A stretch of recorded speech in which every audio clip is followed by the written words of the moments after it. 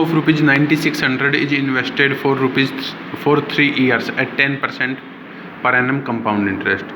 तो यहाँ पे प्रिंसिपल हमारा क्या हो गया 9600, टाइम हमारा क्या हो गया 3 इयर्स, रेट ऑफ इंटरेस्ट हमारा क्या हो गया 10% पर एनम। अब हमें यहाँ पे कंपाउंड इंटरेस्ट दे रखा है और जो हमारी फर्स्ट एक्सरसाइज है ये, इसमें कंपाउंड इंटरेस्ट हमें सिंपल इंटरेस्ट के फॉर्मूले से निकालना है। तो सबसे पहले पूछा what is the amount at the end of first year. तो जब 1 ईयर की बात होती है तो 1 ईयर में कंपाउंड इंटरेस्ट और सिंपल इंटरेस्ट सेम होता है। जब 1 ईयर से ज़्यादा की बात होती है तो कंपाउंड इंटरेस्ट और सिंपल इंटरेस्ट अलग अलग होता है। तो जब 1 ईयर की बात करेंगे तो interest for the first year I = PRT/100, ये हमने कैलकुलेट किया, ये इंटरेस्ट आया। अमाउंट क्या आएगा सिंपल इंटरेस्ट प्लस प्रिंसिपल, ये हमारा amount at the end of first year आ गया। फर्स्ट क्वेश्चन का आंसर, इसमें फर्स्ट पार्ट का आंसर आ गया। नेक्स्ट हमसे पूछा what is the amount at the end of second year. अब क्योंकि ये अगर ये सिंपल इंटरेस्ट तो हमें क्या निकालना है amount at the end of second year. तो अमाउंट के लिए सबसे पहले क्या निकालेंगे इंटरेस्ट। इंटरेस्ट क्या होता है P/R/T/100। अब P प्रिंसिपल क्या होगा हमारा यहाँ पर।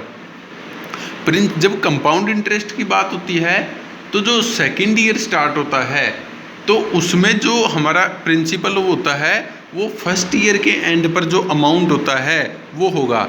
यहाँ पे प्रिंसिपल हमारा सेकेंड ईयर में प्रिंसिपल हमारा 9600 ना हो करके प्रिंसिपल हमारा जो फर्स्ट ईयर में एंड पर अमाउंट है ये हमारा प्रिंसिपल आएगा।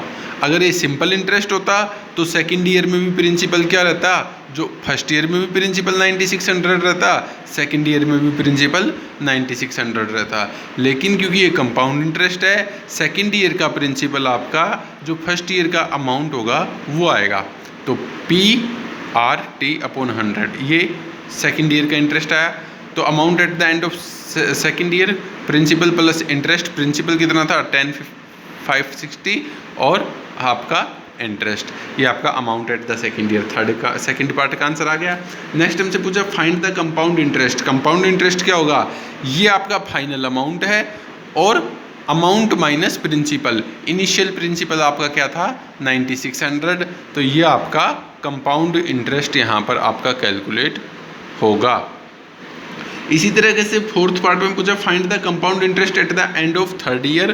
तो अब आगे हम करेंगे interest for the third year. और interest for the third year में आपका प्रिंसिपल कौन होगा, ये आपके प्रिंसिपल का काम करेगा, उसको आप आगे कैलकुलेट करेंगे खुद से। तो एक्सरसाइज का क्वेश्चन 1 और 2 और फर्स्ट एग्जाम्पल आप लोगों ने करना है।